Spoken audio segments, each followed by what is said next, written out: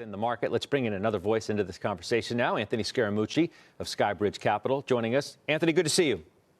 Good to be here, Scott. An incredible week. Certainly, we've heard from a number of important voices on our program this week. I know that you've talked to a number in your own right. What's your big takeaway?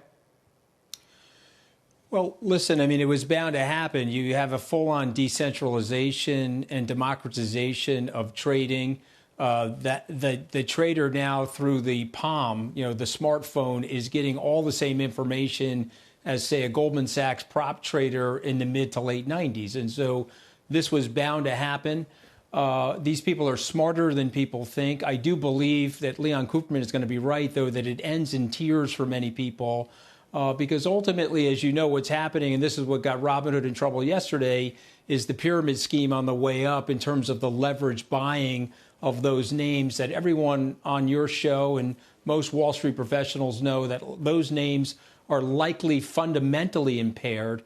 And so what I would say to people is we're in the age of decentralization. Somebody like a .72, a Steve Cohen, let's say, I would never bet against him. He's adapting right now to this new reality.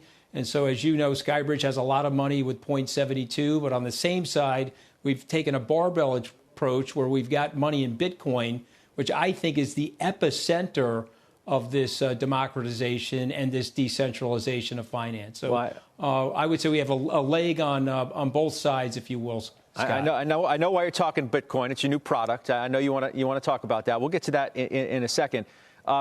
You, in your own right, helped democratize a part of the market, that being the hedge fund business, right? I mean, that's essentially what the fund of funds industry did. It allowed more, average Joes, if you will, who don't have quite the amount of capital to get into a hedge fund itself, per se, to at least have access to some of the better and most well-known managers out there.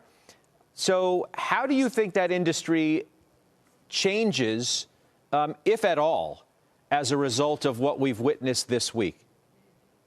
Well, I think it's definitely going to change. The best players in that space, whether it's the Steve Cohens or the Dan Loebs, the Josh Friedmans of that space, they adapt and they pivot to the new reality of what they're dealing with. So will their short exposures change? Will they look at their risk management tools differently? Will they make assumptions differently about these sort of bee swarms that could potentially attack their positions? Sure, all of that stuff is going to happen. But, at the end of the day, the hedge fund industry is alive and well and thriving, $3.6 trillion and counting. When I came on the show last year and we were talking about the debacle during the pandemic, I predicted those adaptations. And look how the hedge fund industry did at the back half of the year.